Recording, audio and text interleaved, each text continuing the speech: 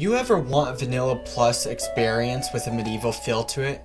So did I. This mod pack is called Kingdom of Daldar. It delivers a somewhat vanilla feel without weighing too heavily into fantasy. It doesn't alter the base game too much, but it favors players who go adventuring. If any of this captures your attention, then kick back and enjoy the rest of this video. This mod pack is a creation of the popular YouTuber ForgeLabs. Once again, enjoy this video and see what I get up to in this new modded series, the first one on the channel. Hello everybody and welcome to the Kingdom of Daldar. This is a mod pack made by ForgeLabs. I think I might have said that in the very beginning, but I thought I should say it here as well. But this is the Kingdom of Daldar, a mod pack made by ForgeLabs a pretty long time ago, I'd say. But it is a medieval inspired mod pack that touches a bit on fantasy elements like dragons, cyclops, you know, things from Greek mythology such as the cockatrice. Now, believe it or not, yes, believe it or not, this is my second attempt at this video because the first video ended horribly. I decided to make a rowing boat and then set sail across these seas. The very, very dangerous seas. Needless to say though, I got bitten too by a sea serpent. I am full of regrets about what happened there. I so stupidly decided to set sail across the stormy seas. And not stormy in the weather sense, by the way. Anyway, I don't know where I'm at currently. I think it's some sort of redwood forest. So that's neat, I guess. Hopefully I don't run into nearly as many dangers as I did in my previous attempt. Honestly, that's still upsetting. I would have put my death clip in the video because I did record it, except I accidentally deleted the video, like the raw footage. Also, I have learned that you shouldn't punch these guys, these badgers. I think that's what they are.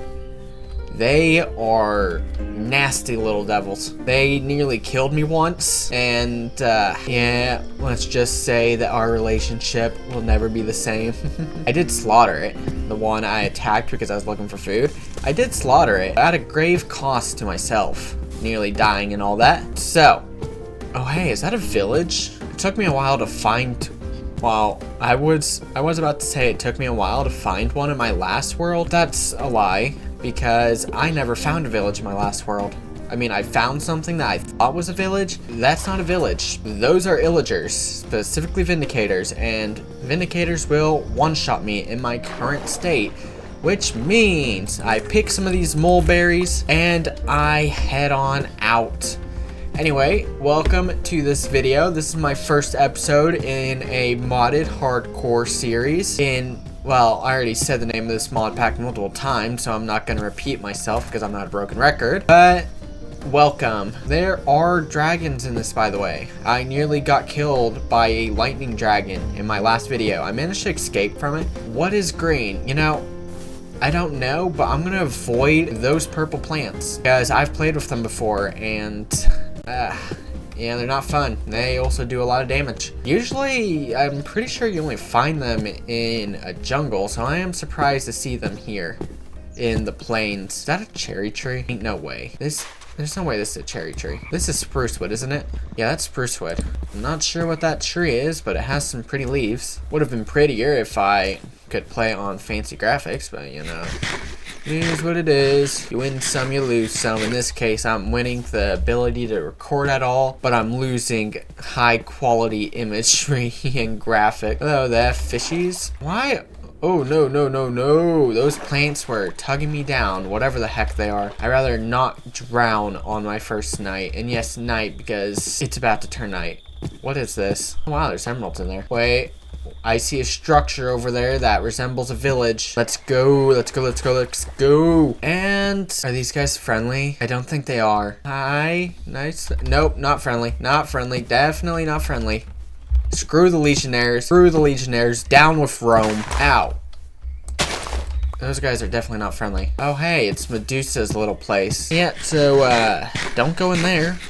Ain't no way I could kill Medusa currently. She'll turn me to stone, which is an instant death, by the way. Not fun. No way. No, sir. I found a herd of cattle. I found some cattle. Now, the reason why I'm happy about this is because cows drop this thing that we all know and don't really care about called leather. However, leather can be used to craft weapons. Well, not weapons themselves, but handles. Leather can be used to craft handles, which then can be used to craft weapons. So leather is very important. Slippery little things. They're not little. Very slippery though. Please die and drop your leather. The last two I killed didn't. And so now I need to kill you. However, if you drop your leather, I won't kill your friend. That was a lie. I'm gonna kill your friend because I need the food and more leather. More leather is always helpful. Yeah. And I've done a full circle and I'm back at the redwood forest. These trees look pretty cool, so I guess I'm not too upset about that. So I'm gonna collect some of this wood and then I'm gonna go mining. Oh no, not the Tiki Toko guys. I still don't know what they're called. I see them a lot in this mod pack. Never a fan. They serve the Sun Chief. I forgot his name already, but they serve the Sun Chief, and the Sun Chief is a mini-boss, for those who don't know. So I don't want to fight them. Their masks can be pretty helpful, though. They have different effects, like night vision, regeneration, I believe, strength. However, they're little menaces, and you have to kill multiple of them to get their masks, and they all drop their mask. I think it's a nearly 100% drop rate, but I don't want to deal with them, so not gonna go over there. It's night. Now, I do have a bed because I slaughtered some sheep. However, I want to collect some stone, and so I'm going to take advantage of this to do just that. I'm going to collect some stone to make a furnace because I need the food. And there's no better time to mine than at night, despite what that song says. Don't mine at night. Always mine at night, but only if you know you're safe. Like, don't go mining at night in a cave. Like, if you have a closed off mine, then use that. That's safe. Caves, not so much. Avoid mining at night in one of those. Alright, so it's day now. I did end up sleeping, but only after I got stone. And I made poles and handles because I was undecided about what I wanted to make for a weapon. And what I settled with was a pike. A stone pike. Now, the reason for that is because of the extra reach. I said in the previous episode, well, not episode because this is the first one, but the previous instance of me recording that reach isn't all that noticeable, and it's not, but in some cases it can be. Also, look at this. Don't I look cool? Why did I see a mob up there? Cool. Is that a creeper? Let's test out the stone pipe. Where it at? Where the creeper at? Ooh, nice. Take that back. The reach is quite noticeable. Didn't get any gunpowder from that, though, unfortunately. So, I'm already liking my new stone pike. Well, off I go to continue exploring and find a place to settle down at. There's elephants over there. What are they fighting? Was that a hyena? A hyena? I don't know. It was some sort of animal. Maybe a zombie? I think elephants kill some types of mobs. Maybe. I don't know. I don't know much about Alex's mobs. Hello there, sheep. You are going to be my food. Die. Die for my sustenance and enrichment. Perish. So the reach is definitely noticeable. I'm a quack. What is that? Is that a rock? Is that a freaking rock? That's a dragon over there. Why am I still running toward the dragon? Avoid the dragon. Oh my god, it's danger after danger. Oh no, no. I am next to the water. Ow, yep, that is most definitely a rock. If you don't know what a rock is, R-O-C, it's a bird that chases you, shooting you with feathers. I don't know if it's particularly strong or not, but if it is or isn't, I want nothing to do with that thing. It can kill me, it can absolutely shred me, especially since I don't have any armor on. I mean, heck, a sea serpent? When I was trying to boat across the water in the last instance of me recording this, okay, I lost it. When I was trying to cross the ocean in the last instance I was recording this, I got chomped by a sea serpent. And all it took was 2 hits and then I was dead. Which is strange if you ask me, considering I had a helmet that gave me 14 armor and a chest plate that gave me 16. What was that nasty little screech? For a second, I thought I was being hunted by a pterodactyl or something. This is an abandoned castle. I have come across one of these in my last play. Neat. It's pretty much the same loot I got last time, which kind of sucks, but whatever. So, the last time I spoke about settling in a castle exactly like this one. However, I decided not to because it was right next to a lightning dragon, and I wanted no smoke from that flying beastie, so I left the castle behind. It's probably why the castle fell to ruins in the first place, if you ask me. However, as far as I can see, no such dragon nest is anywhere near this new castle. Yeah, no, I'm Gucci. It is perfectly safe for me to reclaim and rebuild this castle. Right now, it's condemned, but I can totally restore it. And I think I'm going to do just that. First of all, though, I need to make my setup. I found another chest in this area. Steak, diamonds, iron armor. Is there more chests in here that I don't know of then? That one was pretty hidden. There's no other chest that I can see. Yeah, was that the only other one? Ow. That was stupid. Time to make my way back down. The walls are starting to collapse on themselves. Oh, yeah, there's another chest right here. More arrows, more steak, and iron. I could use that iron to make myself another pike. Wait, for now, I got this battle. Is this another chest? It is. Holy crap. I missed out on so much loot then. Oh my god. Okay, that's the one I looted previously. So, they're simply well-hidden chests. Interesting. Is there a fifth one? A fourth one? I lost count of how many chests are here. Is there one over in this more buried area then? Dig it out. Yes, there is. More steak, more arrows, and more strength. Neat. Oh, ow. What about over here? Have I already looted over here? Let me collect my redwood. And yeah, okay. So now I think I looted all the chests in this area. And so now I could plot down my basic setup. I got my bed. I got my furnace and crafting table, and that's all I really need. And then I can start clearing this place out, cleaning up the dirt and whatnot to fix up the walls. However, by the looks of it, these walls are mostly stone, which makes sense. This is meant to be a fortress. So that means that I should definitely go mining 100% to gather more materials. And I'm pretty sure there is a good amount of building blocks in here. Like, I'm pretty sure ForgeLabs added some building blocks. But let me unload. Wait, boots? I'm not wearing boots. Put those on. This armor isn't gonna do jack squat against any of the mobs in this world, but one can hope and one can dream, and that's exactly what I'm doing here. I'm hoping and I'm dreaming. So, grab the sticks, drop off the wood. I'm gonna keep my food on me because why not? I don't, however, need the strength. Why are the sticks separated like that? Drop off the, well, I'm actually gonna grow some saplings in here. Some trees I can pluck once they're fully grown, because I will need wood. And now I can make a pickaxe. A stone pickaxe, sorry. Also, I'm gonna get rid of the flint steel. Ain't nobody need that in this mod pack. Now I need to find a place to put my mine, and I have the perfect spot. Not really, I'm simply saying that to say that. Ow, ow. Ugh, berry bushes. I have the perfect spot, and it is right there. No, but seriously, what is this generation? Huh, okay, well, not putting the mine here.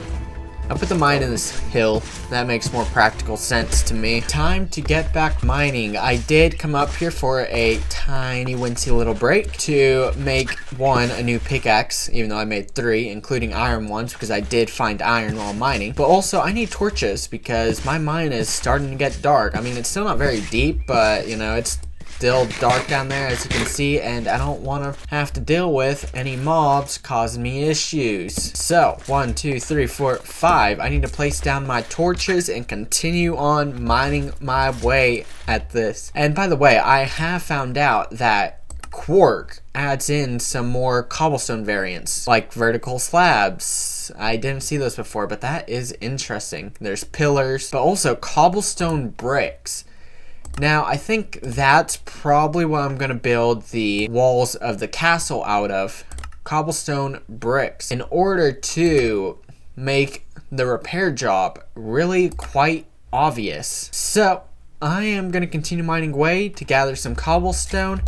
And then once I have said cobblestone, I am going to start working on patching up my new home. On day 3, I emerged from my mine shaking and cold after having spent the night down there hacking away at stone block after stone block to gather enough cobblestone to fix up my new home, the castle.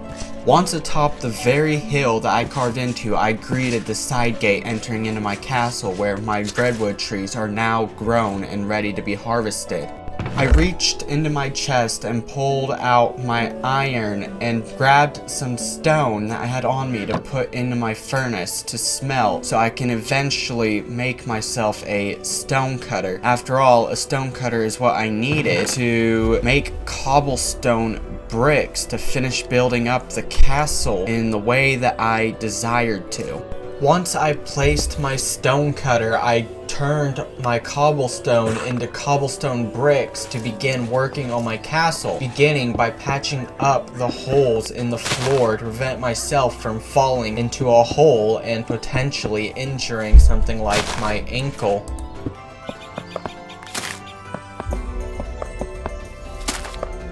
When all of a sudden, a dragon swooped down unto me and blasted me with its frostbite's breath. Faced with the beast's indomitable icy ray of breath, I quickly fled to find cover away from its sight and ability. However, it was persistent beyond my previous thought, and I barely managed to find cover away from its long beating wings and its sharp talons. But that beast still continued to hunt for me, blowing its breath all over the ground, all over my castle's floor, turning it to pure ice from the sheer coldness of it all. But I stood unperturbed of it all as I decided to hunker down beneath my castle floor and make a bunker to wait out the icy dragon, prevent it from having me as a midday snack like it was a typical Friday evening. However, I soon realized that it was a thankless gamble to try and stay underneath my castle structure, as I came to realize that the dragon's icy breath, its frostbitten breath, could pierce through stone and dirt, rendering it all to ice and endangering my life. I did not see it as a worthy risk, and so I quickly fled my home to find somewhere else to settle. After a day's travel of carrying nothing with me but what I had before my dragon freezed my chest, furnace, bed, and stone cutter, I wandered and I came across a magnificent ravine. It wasn't really all that magnificent if we're being real, but it was still underground, and I felt as if it could provide me enough protection from bombardments of other flying lizards, no matter their type, whether they're tempest or ice or fire. I thought that ravine, that hole in the ground, could shield me from any other dragon's attack. So I made my way on down to the bottom of the ravine to clear it of any nasty creatures that lied in wait for me, such as creepers. In fact, there were 3 of them for some freaking reason. However, my pike, my beautiful glowing pike, served as a great weapon to use against them, to prevent them from blowing up right next to me, to prevent them from killing me. Once I had pillaged the ravine of all its resources and lit up every dark spot I could manage, I quickly found myself a place to bunker down at, and I began to build myself a small structure to protect me from not only mobs spawning in the ravine, but also to prevent mobs from in the sky looking down in the ravine and seeing me wandering down there to and fro from my new home. So due to an unfortunate mistake, I accidentally recorded this half of the video, this half with my voiceover. With this voiceover, I had to record this because I accidentally made a mistake of recording without OBS being fully connected to my microphone, and so nobody could actually hear what I was saying. I did give live commentary during this section, so don't think I didn't. However, it simply turned out this way. I did have a lot of fun doing this though, so maybe I'll do it again just intentionally next time. With that being said, I hope you all enjoyed this video and will look forward to the beginning of this series. Now, have a good night, a good day, a good afternoon, or a good whatever it is for you, whether it's dusk or dawn. Goodbye, everybody. Remember, if you enjoyed this video, make sure to like and comment to boost it in the algorithm. And if you vibe with my content and want to see more, subscribe.